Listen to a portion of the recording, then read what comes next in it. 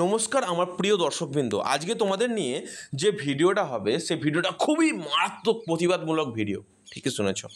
দেখো, এতদিন একটা টেকনিক্যাল ফল্টের জন্য তোমাদের সামনে এক উপস্থাপন হচ্ছিলো, আমার সাউন্ডটা আসছিল না, এটা আমি বুঝতে পারিনি।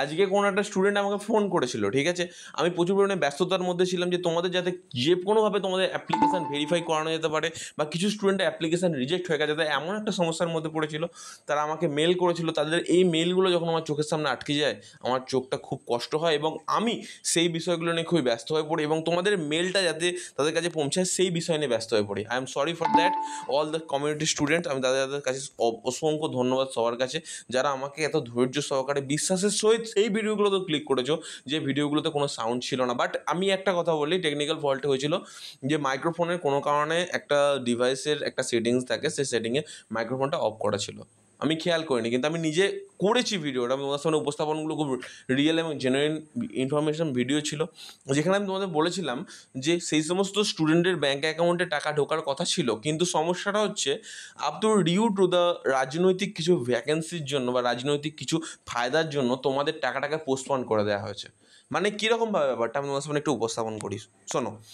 ধরো দেখা যাচ্ছে তোমাদের কিন্তু টাকা দেওয়ার কথা ছিল, ঠিক আছে, তোমাদের টাকা ব্যাঙ্ক অ্যাকাউন্টে পাঠানোর কথা ছিল, কিন্তু দেখা যাচ্ছে ধরো কোনো কারণে তোমাদের উদ্দেশ্যে টাকা অ্যালোটেড হওয়ার পর যে তোমাদের উদ্দেশ্যে টাকা দেওয়া হবে, কিন্তু সেই টাকা থেকে কিন্তু বিভিন্ন জায়গায় ফান্ড ডিস্ট্রিবিউশন করে দিতে পারে।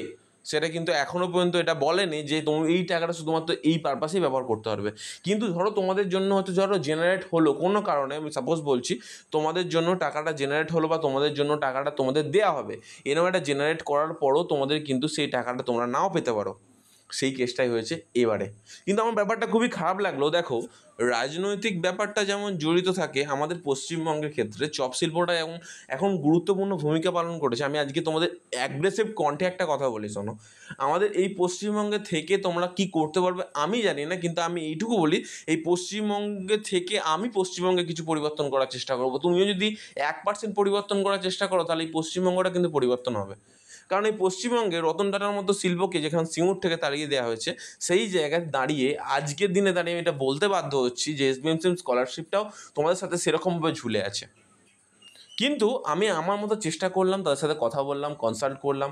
তারা আমাকে একটা কথা খুব গুরুত্ব সহকারে এই কদিনের ভিডিওতে তোমাদের আমি বারবার বলতে চেয়েছিলাম, দেখো একটু অপেক্ষা করে যাও, কারণ তাদের টাকা দিতেই হবে, যেহেতু তারা লক্ষ্মী ভাণ্ডার দিতে পারছে। কথাটা ভালোভাবে বুঝবে, লক্ষ্মী ভাণ্ডার, যুবশ্রী, কন্যাশ্রী সমস্ত কিছু দিতে পারছে। এমনকি তোমরা ধরো এইখানে পিএম কিষাণ থেকে শুরু করে যারা সেন্ট্রাল গভর্নমেন্ট দিচ্ছে, ওটা বাদ দাও, আমি বলছি তোমার এদিকে কৃষক বন্ধু থেকে শুরু করে সম্মানিধি প্রকল্প সমস্ত কিছু যখন সরকার দিতে পারছে, স্কলারশিপের টাকাটা কেন দিতে পারবে না? স্টুডেন্টরা কেন স্কলারশিপ থেকে বঞ্চিত হবে? আমি এই জন্যই বলছি প্রত্যেকটা স্টুডেন্টকে স্কলারশিপের টাকা কেউ কোনোদিনও বঞ্চিত হবে না। বঞ্চিত হলে তোমাদের বিরুদ্ধে আমি এবং তোমাদের সাথে আমি প্রতিবাদ জানাবো। কেউ বঞ্চিত হবে না, এইটুকু বলি। প্রত্যেক স্টুডেন্টই টাকা পাবে যদি তুমি এলিজিবল হয়ে থাকো, হয়তো টাকাটা পেতে সময় লাগবে। তো বলুন স্যার, আজকের মুহূর্তে দাঁড়িয়ে আমাদের যে মনের যে তীব্র আকাঙ্ক্ষা, স্যার কবে নাগাদ টাকা ঢোকার একটা চান্সেস ছিল আপনার? স্যার আমি বলেছিলাম যে 15 তারিখের মধ্যে টাকা ঢুকে যাওয়ার কথা ছিল।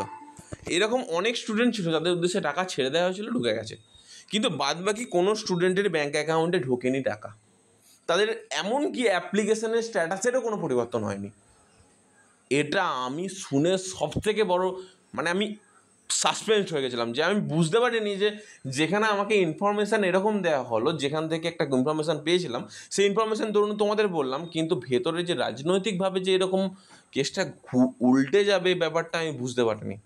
তোমরা যদি বলো পশ্চিমবঙ্গের অর্থনৈতিক অবস্থা খুব খারাপ, দেখো যদি তোমাকে যদি এই ইনফরমেশানটা কোনো কেউ দিয়ে থাকে, তাহলে এইটুকুই বলি, পশ্চিমবঙ্গের অর্থনৈতিক অবস্থা খুব খারাপ নয়। কিন্তু কারণ পশ্চিমবঙ্গ তো বিভিন্ন জায়গা থেকে লোন নিচ্ছে, লোনের থেকেও বড় কথা বিভিন্ন জায়গায় শিল্প গড়ে উঠছে না। আরে চপ শিল্প হোক, সিঙ্গারা শিল্প হোক, যাই হোক, শিল্প তো গড়ে উঠছে দেশের মধ্যে। এই রাজুদার পরোটা থেকে শুরু করে বিভিন্ন জায়গা থেকে বিভিন্ন কিছু তো হচ্ছে, সেখান থেকে তো মানুষ কিছু না কিছু উপার্জন করছে।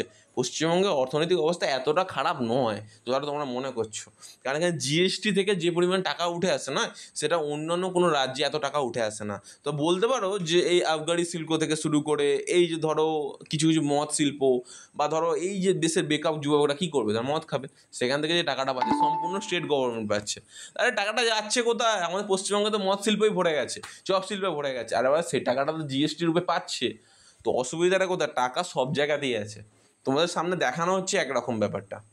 যখন তোমরা কমার্স নিয়ে পড়াশোনা করবে এবং কমার্স ফিল্ডে থাকবে, তোমার লজিক্যালি বিষয়টা নিয়ে ডেসক্রিপশনের ভিতরে ঢোকার চেষ্টা করবে অ্যাজ এ ফিনান্সিয়াল কনসালটেন্ট হিসেবে, তখন ব্যাপারটা তোমরা জানতে পারবে যে পশ্চিমবঙ্গে কী অ্যাকচুয়াল অবস্থাটা, টাকা আছে কি নেই। আসলে মেন ব্যাপারটা শিক্ষা খাতে টাকাটা খরচ করার থেকে যে সমস্ত লোকেদের কাছে দেওয়া প্রয়োজন, যারা ভোট দেবে, তাদের সবথেকে বড় গুরুত্বপূর্ণ বিষয়।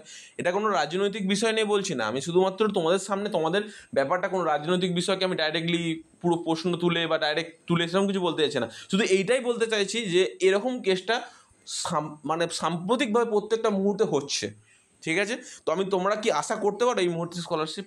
আমি এইটুকুই বলবো, স্কলারশিপ তোমরা আশা করবে, তোমাদের দিতেই হবে স্কলারশিপ, দিতেই হবে। কথাটা কি বললাম, মানে একদম পুরো জোর সমেত। তোমরা যেহেতু এলিজেবল, সব কিছু দিতে পারছে, স্কলারশিপের টাকাও দিতে হবে। আশা করি বোঝাতে পারলাম। অসংখ্য ধন্যবাদ। যদি স্কলারশিপের টাকা পেতে চাও, চ্যানেলটার সাথে জুড়ে থেকো। তোমাদের স্কলারশিপের টাকা পাওয়ানোর ব্যবস্থাও দিয়ে শেষ অবধি করবো, যা করতে হয় তার জন্য করতে রাজি আছি। ধন্যবাদ।